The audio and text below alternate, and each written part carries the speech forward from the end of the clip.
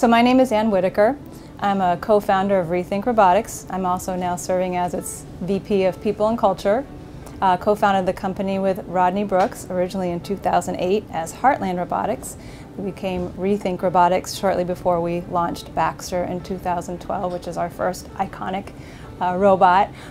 We are the first mass producer of humanoid robots and really the company that defined the collaborative robot space. So Rodney Brooks was the head of the computer science and AI lab at MIT. He has a 25 just about year relationship with the institute. I worked with him there, and in 2007 he stepped down as the director of CSAIL and had an idea for bringing low-cost, easy-to-use robots as creative tools for human workers, and the larger sort of vision was bringing manufacturing back to the United States. And so key to us in the beginning, of course, was the talent that we brought with us immediately from MIT. We've also expanded to bring in talent from other institutions and educational and experiential backgrounds. But also our core technology, the series elastic actuators, which enables the robot to be safe around human beings, was developed here, patented here at MIT.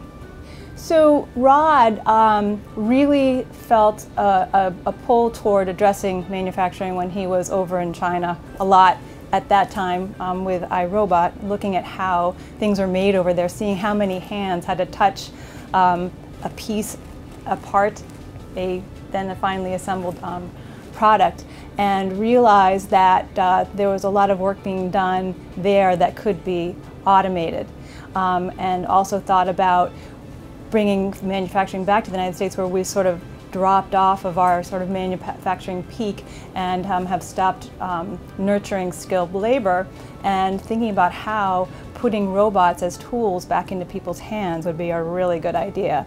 So the idea was, how do we develop low cost, easy to program, safe robots that could stand side by side with people in factory lines in production.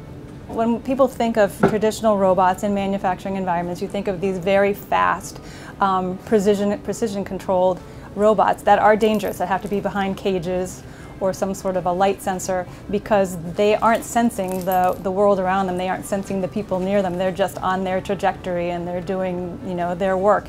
So the idea was, how do we create robots that are safe, that people can program intuitively, and engage with. If you've ever seen any of our robots, you'll see that they are, well, the current robot, Baxter, is a torso that's on a pedestal, and it has two arms, and it has a face, much like an iPad, with literally a face, a gaze detection, so people understand where the robot is looking, and that enables people to really kind of feel like they're working with someone who maybe kind of thinks like them or senses like them.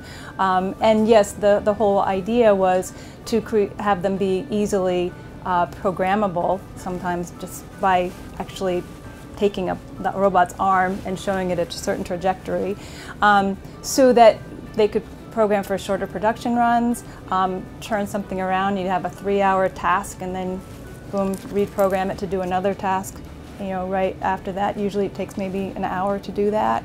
But in traditional robots, you have this very large thing, as I said, that's unsafe, that's big and scary, has an enormous footprint, requires a lot of time with the systems integrator to come in and program that robot. And these robots, being human-sized, much smaller footprint, and be able to literally stand or be placed right next to a human being and allow a human being to kind of direct that robot, is a completely different model of how people can use robots as tools to be more effective.